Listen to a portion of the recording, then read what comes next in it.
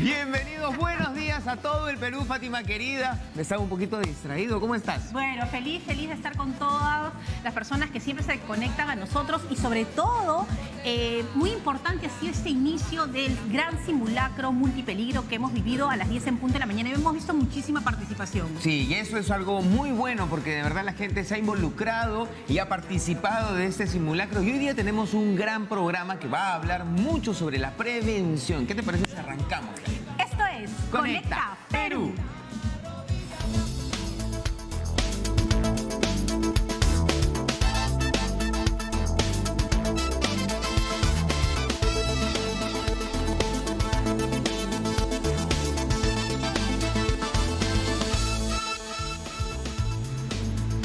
Y ya estamos de regreso y ya sabes que te conectas con nosotros en redes sociales, en Facebook, en Instagram y también en TikTok. Hoy, miércoles 31 de mayo, se conmemora el Día Nacional de la Solidaridad y de Reflexión en la Prevención de Desastres. Y para recordar esta importancia y fomentar la cultura de prevención, hoy tenemos un gran programa.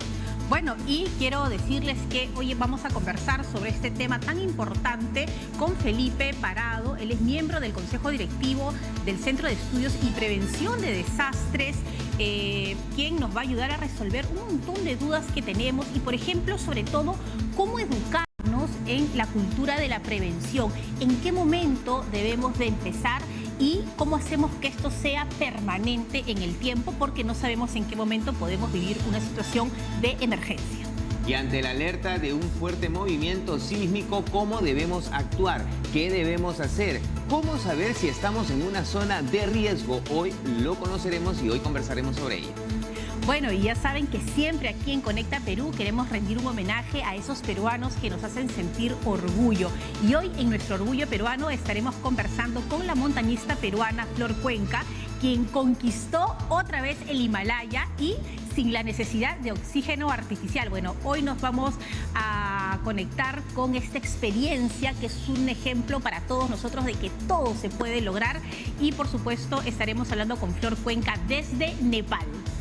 Además, Karina Velázquez, especialista de articulación del programa País del Ministerio de Desarrollo e Inclusión Social, nos contará sobre el nuevo tambo inaugurado en el poblado de Huancaya, en Huánuco, que beneficiará a 3.400 pobladores. Bueno, y no se pueden perder la agenda Conecta con importante información que están esperando siempre todos ustedes. Y si hay alguna institución, algún organismo que nos quiera dar a conocer las buenas prácticas o algún beneficio para los ciudadanos, recuerden que aquí en Conecta Perú tienen el espacio para que ustedes puedan dar a conocer a todos los peruanos qué se está haciendo, porque el mejorar el país, el seguir creciendo, el salir adelante, es un trabajo que nos compete a todos nosotros. Y nosotros, como medios de comunicación, tenemos una gran responsabilidad. Así que, ya lo saben, Conecta Perú es el programa para conectarnos entre los peruanos. Y ahora nos vamos con Christopher, que como siempre nos trae importantísima información. Chris. Querida Fátima, te cuento que la mochila de emergencia es importante. Por eso Vanesita se encuentra en Jesús María para comentarnos qué debe contener una mochila de emergencia y es una paciente de enfermedades crónicas además. Vanesita. Así es, Christopher, Fátima, y también saludamos a todos nuestros amigos de Conecta Perú. Hoy recordamos que es un día de reflexión y sobre todo poner todas nuestras habilidades en las medidas de prevención en casa. Es por ello que nos encontramos esta mañana en eSalud. Conversaremos con la doctora Linda Cruz Gómez. Ella es especialista del Centro Regulador de Emergencias y Urgencias de eSalud, quien nos brindará detalles sobre la mochila de emergencia que todos conocemos, pero aquellas mochilas de emergencia para pacientes con enfermedades crónicas que incluso puede también salvar vidas. Vamos a conversar con ella, estimada. ¿Qué tal? Buenos días, bienvenida a Conecta Perú. ¿Cuál es lo básico que debemos tener en cuenta para tener una mochila de emergencia con pacientes crónicos? Buenos días, soy la doctora Cruz. Lo básico de una mochila de emergencia, ya sabemos que debemos tener, básico, una cobija para abrigarnos en estado de emergencia. Básico, debemos tener una radio para poder escuchar las noticias o comunicarnos, ¿no? Saber cómo estamos. Siempre tenemos que tener nuestros algodón, nuestras gasas y el alcohol para cualquier herida de emergencia que ocurra, el alcohol, agua, como ven ahí que tenemos bastante agua para la hidratación. En lo general nuestro botiquín y alimentos no perecibles. Pero si ya nos queremos referir exactamente a pacientes con enfermedades crónicas, como diabéticos, como hipertensos, como asmáticos, ¿qué tener en casa? ¿Qué tener en domicilio? Empecemos con el paciente diabético, que muchos diabéticos se controlan. Es básico tener lo que es un glucómetro. El glucómetro es un aparatito digital rápido que vamos a medir el nivel de azúcar en con una lanceta en el dedito del paciente y podemos saber si está el azúcar alta o el azúcar baja, si es hiperglicémico o hipoglicémico. Entonces, según eso, los datos y los pacientes diabéticos ya se controlan para el estado de emergencia. Si hablamos de una hipoglicemia, que está muy baja el azúcar, menos de 70, es importantísimo en la mochila de emergencia los chocolates o caramelos. Si por A o B nos vamos para el otro lado, que el azúcar está por encima de 250, 300, ya el paciente diabético sabe, hay que bajar con hipoglicemiantes. Los hipoglicemiantes son bioral, las pastillitas, las más comunes de rutina que ustedes como diabéticos tienen en casa. No se pueden automedicar, pero sí su medicina basal. Con respecto a los pacientes asmáticos, los pacientes con enfermedades respiratorias, ahorita en el clima, ¿qué debemos tener? Lo básico que en la época del COVID se hizo muy conocido, el pulsoxímetro, que nos mide el nivel de saturación de oxígeno del paciente. Se pone en el dedito y con esto me va a dar el índice de cuánto de saturación tiene, cuánto está oxigenando, por encima de 90. Entonces vemos, los pacientes que son asmáticos hay que ver cómo manejamos el asma o con fibrosis pulmonar, tenemos los inhaladores, la aerocámara. Siempre es bueno en la mochila de emergencia. Y por último, también tenemos importantísimo los pacientes hipertensos, que es bien común, mayor de 60 que sean hipertensos. A la mano, un tensiómetro. El tensiómetro manual, para ver cómo está con su estetoscopio. Doctora, pero es un poco difícil, utilicemos el tensiómetro digital, que es a pilas y se pone, y eso nos va a dar un referencial si es hipertenso o hipotenso. Es decir, en el caso de las personas pues, que sufran enfermedades crónicas y por lo general tengan su kit de medicina diaria, siempre tener una previsión más. Excelente, una previsión. Así como tenemos la mochila de emergencia, lo básico, sus medicinas de rutina básicas. Así es. Muchas gracias, doctora, por esta importante información. Recordemos que la mochila de emergencia es vital y también, sobre todo para pacientes con enfermedades crónicas, es aún más importante tener una con todo lo necesario para que puedan pues encontrarse de cierta forma en mejor estado de salud en el caso de que ocurra alguna desgracia, que esperemos no pase, pero por supuesto siempre es importante estas medidas de prevención. Con esta información regresamos a estudios con ustedes, Christopher Fátima. Gracias, Vanesita. Y de alguna manera es muy importante hacer un reconocimiento en nuestra casa sobre los miembros de la familia y los requerimientos que ellos puedan tener, como por ejemplo, Fátima, las personas que son diabéticas, las personas que de repente sufren de asma. Hay que saber quiénes están en nuestra casa, qué cosas pueden necesitar para que esta mochila lo tenga. Bueno, y si también tenemos en casa personas con problemas de salud mental, es fundamental, sobre todo en momentos de crisis, tener los medicamentos necesarios, porque se imaginan cómo se puede complicar en un momento de pánico, un problema de salud mental.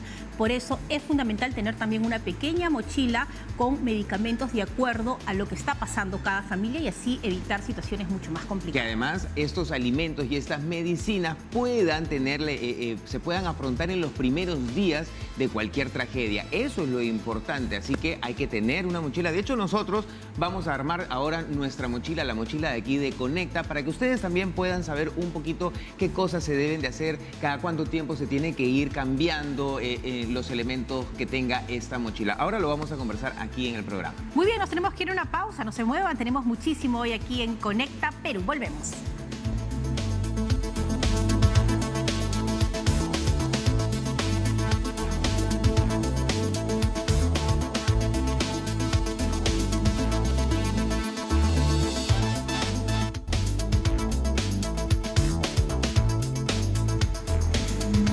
Ya estamos de regreso y ya saben que se conectan con nosotros en redes sociales. Estamos en Facebook, en Instagram y también en TikTok como @ConectaPerúTV. Gestión de riesgos y desastres naturales es un tema que hemos tocado desde el primer programa, creo, Fátima. Bueno, y esto es algo muy importante y tenemos que seguir hablando de este tema. No basta con alguna información solamente en mayo y por eso decía Christopher, desde el inicio de Conecta Perú nos preocupa ese tema y queremos ver soluciones. Y para ello hemos invitado al ingeniero Leonel Fidel Esmol. Él es director de Geología Ambiental y Riesgos cargo del Instituto Geológico, Minero y Metalúrgico, y le damos la bienvenida.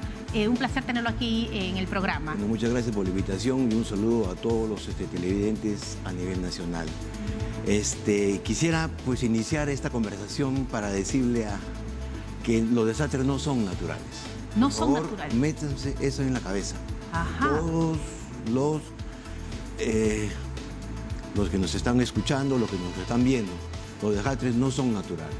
Para que haya un desastre tiene que haber el componente de infraestructura, el componente antrópico, tiene que haber población, tiene que haber vivienda, tiene que haber infraestructura que pueda ser afectada por un desastre. O sea, algo creado por el hombre. Exactamente. ¿No? Han habido terremotos en las Siberias muy fuertes, en Rusia, pero es una zona totalmente despoblada. Claro. Ese sismo no genera. ¿Y cuál es lo correcto? ¿Cómo deberíamos llamar a lo que vamos viviendo? Fenómenos naturales o peligros naturales. Ajá. El desastre... En este caso, nosotros en peligros geológicos. Claro. ¿Y cuál es la situación del Perú? Porque, ingeniero, vamos hablando, le decimos a la población, las instituciones hacen un papel de investigación, tienen ya los lugares correctamente mapeados, pero ¿por qué seguimos con estos problemas? Bueno, ese es un tema recurrente, no es desde ahora, es casi desde siempre. Ha habido problemas, por ejemplo, en el aluvión que hubo en Ranraírca por los años 60. El aluvión los destrozó, muchos muertos, todo el pueblo destruido. Igualito el Huascarán se cayó encima sobre Ranraírca. Y al año 70, que estamos conmemorando hoy día, pasó lo mismo. ¿Pero qué pasó? La población creció en el mismo sitio. O sea, volvieron a ser afectados. ¿Qué pasa? Es cuestión de autoridades, es cuestión de educación y es cuestión de que la misma población también tiene que ser consciente del peligro en el que está viviendo. Ahora, Leonel, tú mencionas un poco, y estoy de acuerdo contigo, que la población tiene mucha responsabilidad en esto, pero ya dadas las circunstancias de nuestra realidad, ¿qué debemos hacer nosotros? ¿Cómo debemos de gestionar el riesgo nosotros, dadas las circunstancias que ya vivimos, ¿no?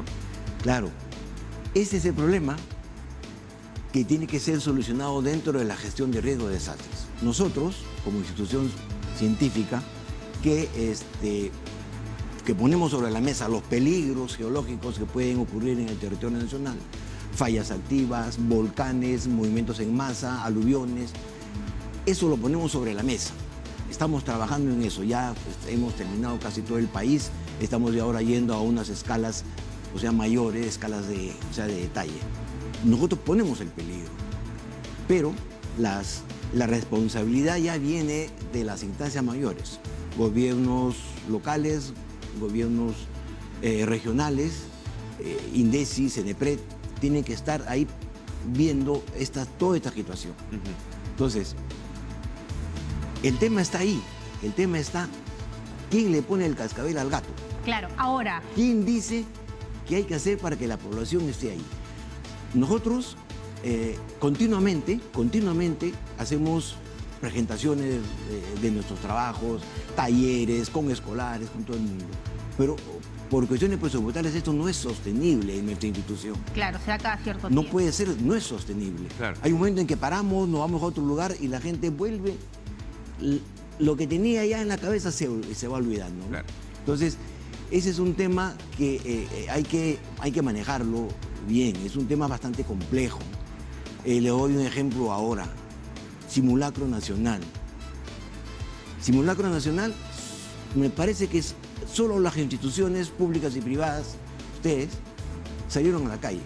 ¿Ustedes vieron si las poblaciones que vivían de los edificios cercanos salieron? Mira, camino para acá, haciendo referencia a lo que acabas de decir, y sí, coincide con que la gran mayoría de empresas tenían a todos sus trabajadores afuera, ¿no? Sería muy difícil poder decir, es un vecino, es un trabajador, pero No cuando solemos pasabas por salir. los edificios de viviendas no se veía esa aglomeración de gente, y es una realidad. Ese es el problema. Ese es el problema. En México los agarró un terremoto después de un simulacro. Sí. Y toda la población está afuera. Las cámaras lo vieron. Llenecita las calles de la población que había bajado. Sí. Claro. Entonces, nos falta un poco más de conciencia. Queremos tomar conciencia cuando ocurra y después de eso ponernos a lamentar y recién tomar... O pensar que no nos va a suceder también, ¿no? Ahora, en un país tan rico geológicamente, y creo que la geología es fundamental para entendernos, también cambian los planes de contingencia de acuerdo a cada zona. No es lo mismo los que estamos a nivel del mar, o los que están en la montaña, o los que están en la selva, ¿no? Exactamente, lo has dicho claramente. Cada región, cada zona geológica, cada zona morfológica tiene sus problemas, tiene sus propios problemas. En Arequipa, en el sur, tenemos los sismos que se dan por su erupción y los volcanes. En el sur también tenemos fallas activas, no solamente en el sur. La falla de Huaytapallana, en Huancayo, la falla de la Cordillera Blanca. En San Martín también tenemos fallas activas, similares a la que pasó último Turquía-Irán, que nos puede destruir con 7 puntos y pico toda una ciudad. ¿Por qué? Porque son superficiales. Y esto también tenemos que estar conscientes, ¿no? Nosotros, pues ahora en INGEMED, haciendo lo que dice para que la gente tome conciencia de esto, estamos el día 5, vamos a hacer el lanzamiento de un gran programa de difusión que espero que se prenda. Vamos a hacerlo en el Cusco primero, espero que se prenda. Para luego, para que la gente tome conciencia. Esos son los equipos de fútbol que van a salir en las canchas con sus banners, protejamos la ciudad, los desastres no son naturales. Eso queremos hacer y espero que nos ayuden ustedes en el Cusco para que este lanzamiento sea importante. Y bueno, lo que tú dices es importantísimo. En el sur, en el norte tenemos las lluvias, las inundaciones. Las lluvias vienen con aluviones, vienen con deslizamientos. Y una cosa más importante es este simulacro que ha habido en Lima. No sé si se hará contemplado, no creo, las cuencas que bajan hacia Lima. Claro, se activan. Las cuencas que bajan, río Chillón, río Rímac, río Lurín, todas esas cuencas que bajan, que van a ser totalmente destrozadas cuando viene el sismo. Se va a interrumpir la carretera, claro. No van a bajar todos los productos hacia Lima, claro. De la carretera central. Las centrales hidroeléctricas están allá tenemos grandes represas. Entonces tenemos que también estar pensando ya no solamente en Lima, como que van a haber 100.000 muertos, no. ¿Qué va a pasar con las cuencas? Eso mismo pasó en el sismo que hubo en Huaraz el año 70. Claro. Ahora, Lionel, una de las cosas que salta ahorita a mi cabeza es ¿por qué siendo un país sísmico como somos, que somos parte del cinturón de fuego, que sabemos, que ya hemos tenido la experiencia de otros episodios aquí, ¿por qué no podemos contar de repente con un sistema de alarma como cuenta en México? ¿Por qué eso no nos ayudaría mucho? Me parece que el IGP ya está implementando el sistema de alerta temprana para Lima. Creo que ya... A través de mensaje de texto llega, ¿no? Un sonido. Ya van a dar creo que el IGP ya va a presentar este sistema de alarma, ¿no? Porque eso de alguna manera sí nos podría ayudar bastante, ¿no? Pero a nivel local, a nivel de huaicos, a nivel de deslizamientos, también hay sistemas de alerta temprana. Claro, y lo que me queda, Lionel, es que cada uno de nosotros somos responsables de saber dónde vivimos, en qué espacio geográfico me encuentro, cuáles son esas fallas geológicas o problemas que tengo desde la geología, para también tomar buenas decisiones y exigirle a mi autoridad que me proteja en casos de algún problema de Y fenómeno este natural. es un tema, la exposición, la vulnerabilidad es un tema ya de las autoridades, ¿no? No se puede permitir que en Secocha, por ejemplo, en el sur, en el Huayco, hayan dado luz verde a una zona donde ya se hizo el informe de que es una zona de Huayco. Han hecho colegios, han hecho hospitales, han hecho postas y han sido destruidas. Entonces, la autoridad, yo creo que debe haber una responsabilidad.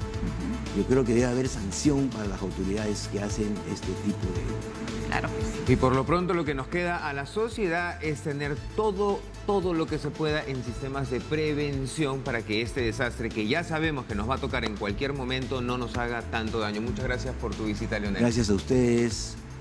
Muchas gracias.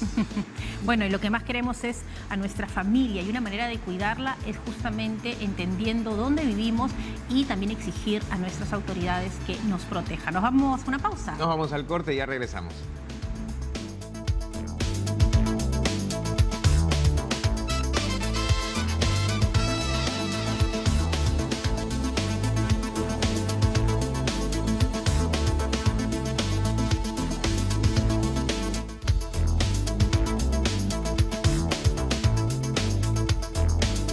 Ya estamos de regreso, conéctate con nosotros en redes sociales, en Facebook, en Instagram y también en TikTok. Día Nacional de la Solidaridad y la Reflexión en la Prevención de Desastres, Fátima. Bueno, y para hablar de ello estamos con Felipe Parado. Él es miembro del Consejo Directivo del Centro de Estudios y Prevención de Desastres, PREDES, que ha venido aquí a Conecta Perú para darnos información muy importante. Bienvenido, Felipe. Muchas gracias a ustedes. Claro. Y también tenemos un video preparado, por favor, así que vamos a verlo para que sepan qué es lo que estamos hablando. Todavía no lo tienen listo, me dice, mientras que lo preparan en el switcher. Una de las cosas, vamos conversando un poquito, una de las cosas que hemos estado viendo a raíz que desde que empezamos el programa son los temas de prevención. Correcto. ¿Qué tipo de canales de prevención son los que ustedes están viendo ahora? Sí. Hay que quiero hacer siempre una aclaración. El concepto de prevención, que es parte de las definiciones que están en el Sistema Nacional de Gestión del Riesgo de Desastres, alude al mediano y a largo plazo. Ok. En la práctica es planificación del desarrollo para evitar los riesgos. Lo que señalaba nuestro amigo Fidel, por ejemplo, cómo es posible que en Secocha se haya construido, claro, quien dio permiso, bueno, eso es parte de la prevención. Es alguien que tuvo que tomar las medidas para impedir, fiscalizar, pero la pregunta es por qué la gente se sienta ahí, porque está el trabajo, porque está el ingreso, etcétera, y entonces no tiene otra opción, entre comillas, para poder irse. Entonces, ahí hay un problema que tiene que ver con el desarrollo. Por lo tanto, la prevención está enraizada con la planificación, está enraizada con el desarrollo. Ahí hablamos de prevención, evitando nuevos riesgos, ¿no? Entonces, Claro. esto es importante. Es muy importante porque, claro, dicen, vamos a mover a la población, pero ¿cómo muevo a la población si ahí está el colegio, está el centro laboral, está el medio de transporte? Entonces, eso es mucho más amplio. Es mucho más amplio. Lo que estamos haciendo ahora con los simulacros es parte del proceso de la gestión del riesgo de desastres que tiene que estar conectado con estas labores de prevención. Ajá. Fidel decía, pero las personas del edificio no bajan. Oiga, primero que ese edificio ha tenido que estar fiscalizado y las personas que habitan ese espacio, muy conscientes de las deficiencias o de las virtudes del edificio en el que viven. Puerta por puerta. Para llegar a un trabajo de ahora del simulacro, tenemos que trabajar todos los días. Y esto de alguna manera, porque esto sucede porque muchas personas no saben qué es un terremoto, no han vivido, no han pasado. Por eso es importante que veamos, vamos a ver el video que hemos preparado para que sepan qué cosa es un terremoto. En el 1970 sucedió y aquí lo vamos a ver.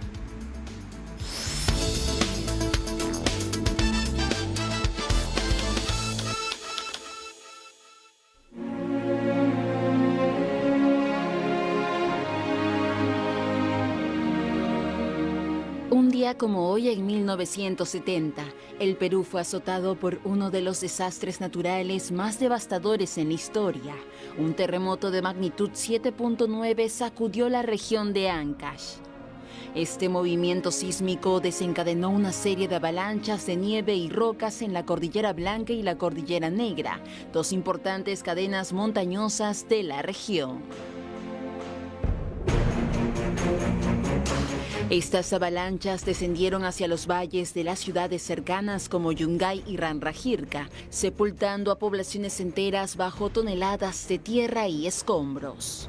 El deslizamiento de tierra en Yungay causó la muerte de 25.000 personas. Varios pueblos costeros como Chimbote y Casma sufrieron daños significativos debido a las olas gigantes que inundaron las zonas bajas.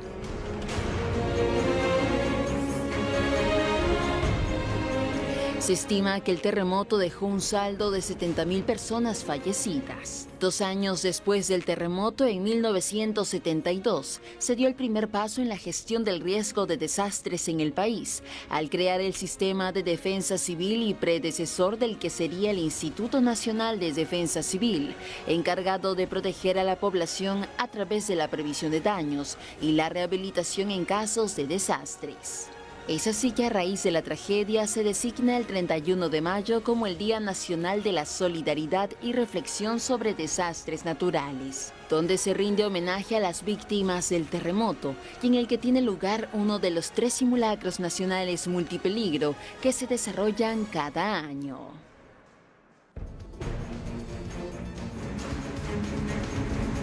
Y es que las consecuencias de un terremoto son terribles. Y de hecho nosotros aquí tenemos, esto es el botiquín de Conecta, bastante completo, con algunas de las cosas que nosotros deberíamos de tener, como por ejemplo para medir la presión, alcohol, algodón, gasas, tijeras, pastillas también, y todo tipo de cosas que se pueden necesitar en los primeros días de una tragedia. ¿Es correcto? ¿Esto está bien? Sí, y habría que ver, como son botiquines familiares, tendríamos que ver las enfermedades preexistentes en las familias. Los diabéticos, por ejemplo, tendría que estar ahí. Asmáticos también. Los asmáticos también. Entonces el botiquín hay que completarlo, ¿no? Los elementos principales, porque cuando hablamos de un sismo estamos hablando de fracturas, de cortes, ¿no? Entonces es muy importante eso que estamos ahí teniendo. Tú mencionaste algo que me quedó y me preocupó. ¿Cómo creamos conciencia? Sí. Hay que entender que cuando hablamos de gestionar el riesgo, porque esa es la palabra que se usa ahora, digamos, ¿no? Gestionar el riesgo de desastre, estamos entendiendo que conocemos el lugar en el que vivimos. Lo decía Fátima hace un momento, ¿no? O sea que los limeños, o los que vivimos en Lima, aquí ha ocurrido sismos y van a ocurrir. O sea, eso lo que no sabemos es cuándo. El simulacro de ahora plantea 8.8 magnitud momento. O sea, 100.000 personas van a fallecer.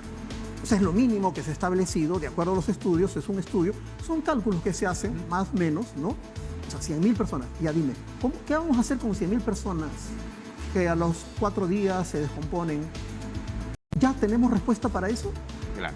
Van a haber aproximadamente 2 millones de personas heridas, leves, ¿no? Que es donde puede actuar tu botiquín, pero las otras, claro, de moderado a grave, ¿no? Van a colapsar hospitales, ¿no? Entonces, ¿dónde esa cantidad de personas fallecidas van a aumentar? Mucha gente se va a quedar sin vivienda. Esta 1 mochila. millón de viviendas entre colapsadas o inhabitables. Felipe, y uno va por la ciudad, bueno, vemos el Cerro San Cristóbal, vemos las invasiones que hay en muchos cerros, vemos ya las escaleras construidas, pero ¿qué hacer? O sea, porque siempre hablamos, el edificio, yo bajo. Sí, pero esa no es la realidad. O sea, tenemos muchas familias que para ir al colegio o a trabajar bajan todo un cerro caminando 30 minutos.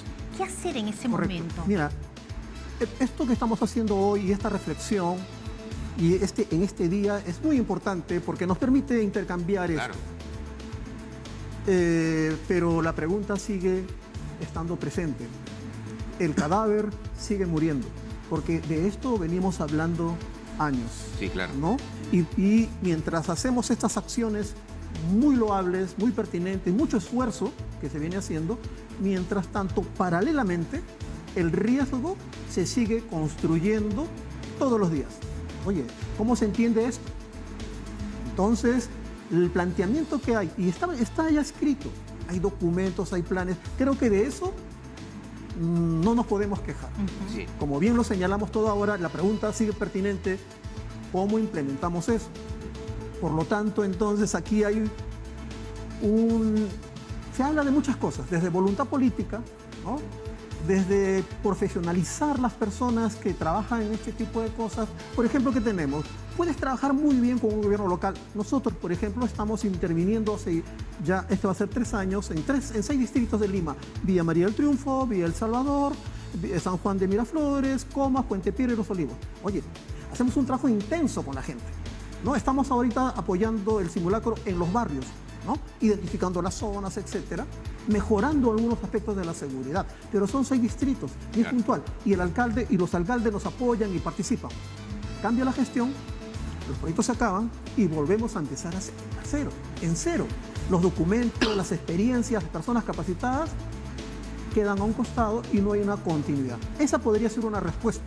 Claro. Sí, sin duda, de hecho que también necesitamos, y las autoridades tienen una carga de responsabilidad, pero también una y muy importante, y creo yo la más importante, es la responsabilidad social. Y es que depende de nosotros. Nosotros aquí en la mesa tenemos todo lo que iría en una mochila de emergencia, siempre recordando que esta mochila de emergencia tiene que tener lo necesario para los primeros días de un desastre y también, por otro lado, no esperar a que las autoridades, no esperar a que alguien venga y te diga o te den esta mochila. Recordemos que ya las cifras de lo que se ha dado, como bien lo dijiste hace un momento, se está hablando de un terremoto de 8 o más grados. Algo terrible que nunca, creo yo, hemos vivido en el Perú. Digamos, proporcionalmente, el año de 1746 ocurrió un sismo de 9, donde desapareció prácticamente Lima y lo que había de población en el mercado del Callao. No hay una cruz, ha ido hasta donde llegó el mar. Correcto, ¿no? Está Carmen de la Legua. Claro, ¿no? justamente. Esa cruz, esa es justamente hasta una legua llegó el mar, ¿no? Entonces, etcétera. Pero tenemos esas experiencias, tenemos esas situaciones y por lo tanto entonces las acciones que ahora se están planteando realizar, digamos, hay que tomarlas y esto que estamos poniéndonos acá como los botiquines o las mochilas, ¿no? Es importante porque nos van a realmente, estas botellas de agua que vemos acá van a marcar la diferencia entre soportar unos días más. Sí, claro. O no. Claro, Sí. y además ese también ver nuestra historia del pasado, ¿no? Todas las culturas precolombinas, no hubo, o sea, teníamos los fenómenos naturales, pero no habían estragos porque se construía de acuerdo a la naturaleza. Sí, sí, pero también acá hay, mira, en Yungay, a propósito de lo de 70, el año 62 había ocurrido también otro alud. Sí, claro. Y el año de 1941 también. Y datan los historiadores que cuando veía la grafía y la conquista de los españoles en 1500 También. también. O sea, es una zona que recurrentemente ha sido afectada, pero lo del 70 obviamente fue totalmente catastrófico. Y un dato ahí, mira, se sepultó, digamos, la luz sepultó 22 kilómetros cuadrados. 22 kilómetros, 4 metros abajo. Más o menos ahí decía el cálculo yo, que es más o menos la extensión de San Isidro, Barranco y Miraflores. Claro. Todo eso fue sepultado por el alud en este caso allá, ¿no?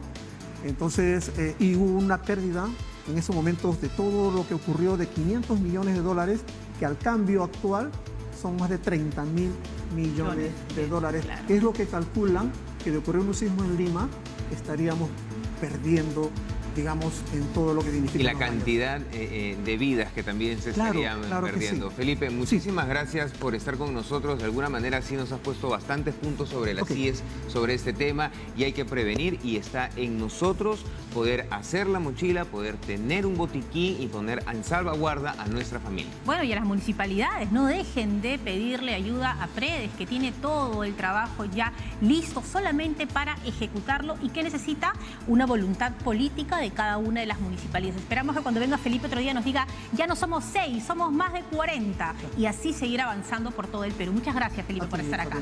Nos vamos a la pausa. No te muevas, que ya regresamos con más. Esto es Conecta Perú. Bueno.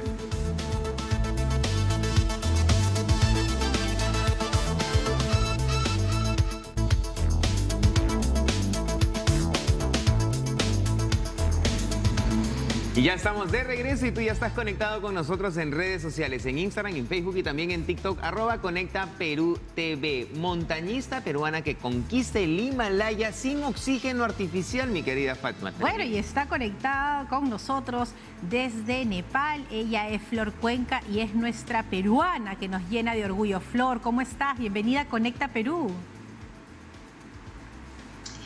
Buenas noches desde Nepal, un gusto de saludarlos y gracias por la invitación. Buenas noches. ¿Qué hora es en Nepal ahorita, Flor? 10:24 de la noche. Flor, cuéntanos, 10:24, gracias por quedarte hasta tan tarde. Cuéntanos un poquito cómo ha sido la experiencia, por favor. Bueno, la experiencia en los 8000, como en esta última montaña, es ya parte rutinaria para mí, es parte de la rutina. Llegué el 1 de mayo al campo base, que así llamamos el lugar donde nos estacionamos, y de ahí hacemos las rotaciones de aclimatación a los campos altos hasta que el cuerpo se acostumbre a la altitud. Y ya una vez alcanzado una cierta altura, empezamos a intentar la cumbre. Bueno, en esta ocasión en la montaña, lo que nunca nos ha pasado, hicimos 2 intentos. El primer intento de cumbre no nos salió porque, bueno, había un equipo que equipaba la ruta, aseguraba la ruta y tomaron una ruta equivocada. Así que nos tuvimos que bajar y luego esperar el segundo intento y ahí sí salió la cumbre. Ha sido una experiencia muy intensa. Kanchenjunga es la montaña donde he estado. Sí, es una montaña muy especial, tan especial que a veces después de la cumbre al retornar a una puede perderse en el camino y nunca más regresar al campo base. Claro, y además que este es un reto que muchos quieren lograr, pero requiere de varios elementos, ¿no? Requiere de la experiencia, requiere de la preparación, requiere de trabajo en equipo y también de una concentración y un manejo mental fuerte, ¿no? Porque me imagino que mientras vas avanzando y se dificulta la situación, a veces pues la mente nos traiciona. ¿Cómo te preparas tú en lo físico, en lo mental y en la alimentación para lograr este hito que nos das al Perú? Bueno, yo ya vengo haciendo montañismo más de 20 años. Me inicié en el montañismo en Perú y fui aprendiendo a pocos. Creo que desde niña fui forjada para esta disciplina. Entonces, es parte ya casi de mi estilo de vida con todo esto, lo que hago, la alimentación. De hecho, el montañismo cambió mi vida hace muchos años y sí, como cualquier deportista, veo por mi entrenamiento, por mi alimentación, pero estando en la montaña, sí, como usted dice, se necesita de un buen porcentaje de fuerza mental. Eso lo comprobé en 2019 cuando estuve en Broad Peak. Antes pensaba que la fuerza física era suficiente, pero no. Yo diría que el 85% es la fuerza mental y el 15% es la parte física. Y con los años vamos curtiéndonos, vamos aprendiendo, puliendo y así. Y cada montaña nos da buenas lecciones y aprendemos de ella. Y en la siguiente vamos mejorando y aplicando todo lo que vamos aprendiendo de la anterior. Esa es la 7ª cima que tú consigues. Pero ahora, ¿qué viene para ti? ¿Qué te has propuesto más adelante? Bueno, de momento esta es mi 7ª montaña, ¿cierto? No tengo el afán de quizás realizar los 14 8000, no persigo eso porque son 14 montañas de 8000 metros. Que es el sueño de todos. De hecho que me encantaría, pero yo, como no sé si ustedes saben, no cuento con el financiamiento de afuera, sino que me pago las expediciones yo misma. Entonces cada vez se me hace más difícil y todo lo que ahorro, lo que trabajo, lo invierto en la montaña porque las expediciones son carísimas. Y entonces voy a lo que venga. Sí, intento una expedición, voy a la montaña y digo, bueno, pues a lo que salga, y felizmente me sale gracias a las montañas. Y bueno, después estoy pensando en la siguiente montaña, pero para que se lleve a cabo no lo sé. De momento lo que tenemos algo planeado, algo fijo, es para el 2024 el Gashebron 2, que es una montaña un poco baja, sí es de 8035 metros. Y a esta montaña queremos ir con un grupo de mujeres peruanas. Y ese es nuestro proyecto, es nuestro plan, y estamos en el afán de buscar un auspicio de alguna empresa peruana y ojalá pues puedan apoyarnos. Ese es nuestro proyecto, algo planeado ya. Bueno, desde ahí todavía no tengo nada concreto. Desde aquí, Flor, siempre hacemos un llamado a lo que es la responsabilidad social, y un país no solamente puede salir adelante a través de las industrias, sino también de su patrimonio cultural, pero también del patrimonio humano, y nuestros deportistas son un ejemplo de lo que significa el Perú en el mundo. Hablamos de la marca país, pues nuestros deportistas lo hacen, así que siempre hacemos una invocación desde aquí a tantos empresarios que entienden la importancia de invertir, por ejemplo, en Flor, para seguir adelante y para que también sea un ejemplo para los jóvenes que vienen, ¿no? Que también la miran a ella y dicen, ¿por qué no? Yo también puedo hacerlo, pero se necesita financiamiento. Se necesita financiamiento, y eso es lo que nosotros un poquito siempre tratamos de colaborar con los deportistas, de colaborar con las personas que hacen esto, que solamente ellos son los que costean todo tipo de inversión. Así que vamos a hacer un llamado a las empresas para que colaboren con Flor, y así Flor de repente pueda cumplir las 14 montañas. Imagínate, claro que sí. Así que ya viene esta expedición con las mujeres que son tan importantes y también nos dan un ejemplo de lo que significa la fuerza corporal, pero la fuerza mental que Flor hoy nos ha planteado. Flor, ¿algún mensaje para las mujeres que de repente no se animan, que de repente están ahí entre la duda? ¿Cuál es tu mensaje para ellas?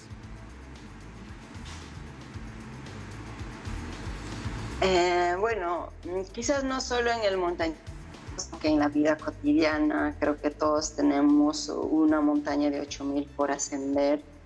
Quizás es ese plan, ese proyecto que ya venimos posponiendo de hace mucho tiempo. Yo sé que todo es posible de lograrlo en esta vida si nos proponemos, pero como siempre digo, no hay que perder la fe en una misma. Mientras tú creas en ti, eres capaz de subir las montañas más altas del mundo. Es así como en la vida cotidiana hay que tener confianza, fe en una misma, y que nunca nos hagan de dudar nuestras capacidades. Somos capaces de muchas cosas. Ustedes no saben lo valiosas que son y de lo que son capaces. Así que ya no sigan posponiendo algún plan que tienen por ahí, algún sueño, y ahora si tienen previsto subir alguna montaña, adelante, que la vida del montañismo es muy bonito. Ayuda a conectar con la naturaleza, a respetar la naturaleza y también a respetar a los otros seres que viven con nosotros en este planeta. Muchas gracias, Flor. De hecho, que tu mensaje va a ser muy motivador para muchas mujeres que de repente quieren hacer algo, pero todavía no toman la decisión. Y qué lindo eso que nos dice, ¿no? Cada uno tiene su propia montaña. Exacto. Pues atrévanse a llegar a la cima sin ningún miedo, y creo que nuestra peruana, que nos llena de orgullo hoy, como es Flor Cuenca, nos deja esta gran lección. Muchísimas gracias a ella, que se conectó desde Nepal. Así es, mi querida Fátima, pero nosotros continuamos con el programa y tú nos pides mucho nuestra Agenda Conecta, así es que por eso vamos con la agenda.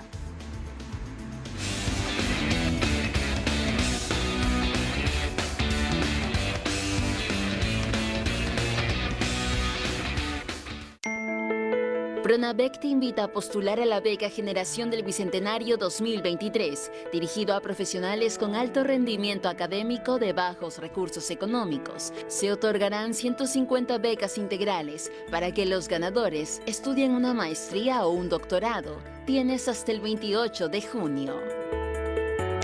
Si tienes entre 15 y 29 años y lideras iniciativas a favor de la juventud, es momento de hacer escuchar tu voz en el Encuentro Regional de Juventudes 2023, organizado en La Libertad, que tiene el fin de promover la participación de los jóvenes con los gobiernos regionales y locales. El evento se realizará este 2 de junio en el auditorio de la Gerencia Regional de Educación. La Biblioteca Nacional del Perú organiza la exposición de cartografía de revistas peruanas del siglo XX, un recorrido por la trayectoria de mujeres que han sido directoras, fundadoras y columnistas en revistas peruanas. La exposición irá hasta el 14 de junio en la Sala de Exposiciones Francisco Lazo de la Biblioteca Nacional del Perú. La Autoridad de Transporte Urbano te recuerda que si deseas viajar con tu mascota en el Metropolitano, no olvides llevarla en un transportador tipo bolso o mochila para mayor seguridad y una mejor convivencia con los pasajeros.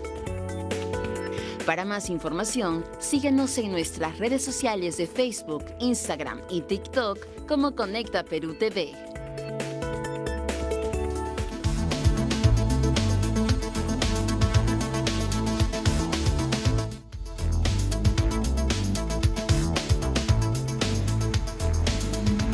Ya estamos de regreso, conéctate con nosotros en redes sociales, Instagram, Facebook y también TikTok, @Conecta Perú TV. Pobladores de zonas rurales de Huánuco accederán a servicios del Estado. Bueno, y estamos con Karina Velázquez, ella es especialista de articulación del programa País del Ministerio de Desarrollo e Inclusión Social del MIDIS y realmente muy felices porque esa es una buena noticia, Karina. Bienvenida a Conecta Perú y nos gustaría que compartas con todos este concepto de qué es un tambo y cómo se van ubicando en los distintos puntos del país. Buenos días, estimada Fátima, estimado Christopher, muchas gracias por la invitación.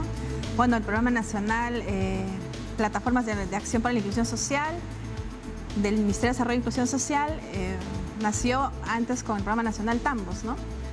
La palabra tambos viene desde una histórica preincaica que tenemos como referencia, donde antes los chastiques pues no tenían como una zona o un punto de encuentro, los pequeños tambos en el incanato, ¿no? Ajá. Y ese es el origen del nombre de tambos como tal, ¿no? Entonces va en referencia a ese histórico, este nombre de los tambos, ¿no? Claro, llegaban a descansar o a comer algo y poder seguir con este camino inca. Los tambos de ahora, ¿qué es lo que ofrecen al ciudadano? Bien, por ejemplo, este tambo San Antonio de Pillao, que fue inaugurado en la región Huánuco, es una plataforma de servicios fija. Estos tambos son una infraestructura que tienen diferentes espacios que prestan servicios. Por ejemplo, en estos tambos se encuentran una sala de uso múltiple, también tienen los dormitorios, una cocina, también cuenta con el servicio de internet. ¿Por qué todo esto? Porque justamente el objetivo de estos tambos es acercar los servicios del Estado en estas zonas rurales donde el Estado es ausente o débil, ¿no? Entonces, a través de estas plataformas fijas que son los tambos, nos va a permitir justamente acercar los servicios de las diferentes instituciones y para ello el tambo les genera las condiciones, ¿no? Es decir, ahí está el auditorio, está la cocina, están las habitaciones para que los funcionarios, funcionarias del sector público o privado puedan acceder a estos servicios, pero les genera las condiciones, ¿no? Ahora, ¿qué personas pueden acceder a estos servicios? En realidad, básicamente accede toda la población usuaria de la zona que está dentro del ámbito de influencia de este tambo, ¿no? Es decir, de las diferentes comunidades aledañas a este tambo acceden a este lugar, a este punto de concentración para que los funcionarios públicos y privados brinden este servicio, ¿no? Ahora, ¿siempre van las mismas instituciones o depende de la zona? Es decir, está RENIEC, está el Ministerio de Salud, está de repente Pensión 65, ¿depende de quiénes son parte de un tambo? Para que nosotros podamos articular, generalmente, o lo principal es, primero, que ahí hay una persona importante que es el tambero, que es el gestor institucional. Ajá, hay una tambero. El tambero, así se le llama, bueno, de cariño, ¿no? Sí. Él es la persona clave, quien conoce la situación real de la población de ahí. Él recoge las necesidades, los problemas, las dificultades de esta zona.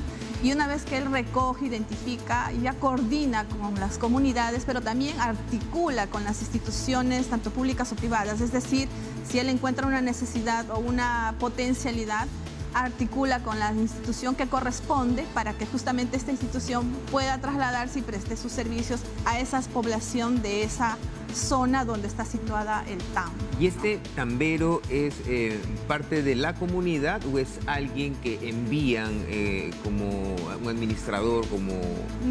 Generalmente son parte de la comunidad. Parte de la comunidad. Sí, ¿no? El primer la primera invitación es que las personas que están dentro del ámbito de influencia puedan ser parte del recurso humano que son los tamberos, ¿no? Y también la ventaja es que estos tamberos, los gestores institucionales, hablan el idioma de la misma zona. Comunidad. Exacto. Y en este caso específicamente de Huánuco, ¿qué instituciones se están haciendo presentes en el tambo? Para decir, llegamos a todo el país, en Huánuco deben estar así diciéndonos, bueno, ¿qué vamos a tener en este tambo? Aquí está la prestación de los servicios, por ejemplo, de salud especializada, identidad, el seguro integral de salud, los programas sociales del Ministerio de Desarrollo e Inclusión Social como Cunamás, Juntos, Caliwarma, ¿no? Todos ellos básicamente están, pero también de otros sectores como el Midagri, el Ministerio de la Mujer, el Ministerio de la Justicia.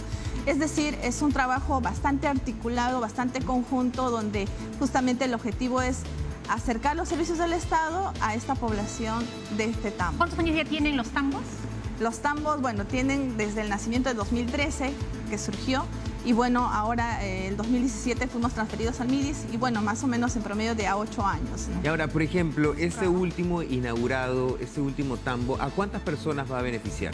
Bueno, este tambo va a beneficiar a 3.400 personas que son del ámbito del tambo, ¿no? Muy bien, de verdad es un trabajo increíble el que realizan y además son muchos funcionarios que dan su tiempo, su espacio, su conocimiento para que justamente la gente más necesitada tenga los derechos que todos los peruanos debemos de tener como ciudadanos del Perú. Así que es fantástico todo el trabajo que realizan.